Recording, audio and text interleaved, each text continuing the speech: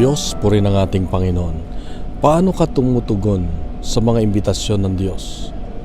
Sa Ebanghelyo ngayon, makikita natin na may isang taong naghanda ng malaking piging.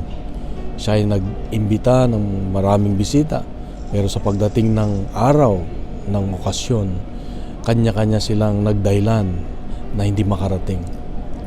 Ito ay, ang piging ay inahalin tulad ng Diyos sa kanyang kaharian.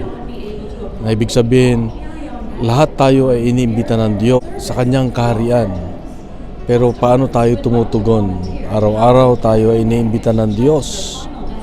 Pero ano ang ating tugon? Tayo ba ay nagdadahilan sa ating pagsimba, sa ating pagdarasal? Wala tayong panahon, laging busy. Kapatid, merong panahon. Kung gusto, may paraan. Kung ayaw, may dahilan. Kaya ang tinitingnan ng Diyos sa atin ngayon, pagpapalaan ng oras para sa Kanya. Kapatid, napakahalaga na tumugon tayo sa imbitasyon ng Diyos araw-araw para pagdating ng panahon, siya ay makakasama natin. At araw-araw, makakasama natin ang Diyos sa ating buhay. Kapatid, mahal ka ng Diyos, mahal tayo ng Diyos. Bukas muli, meron siyang magandang mensahe. Pagkalat natin itong mabuting balita. God bless and God is good.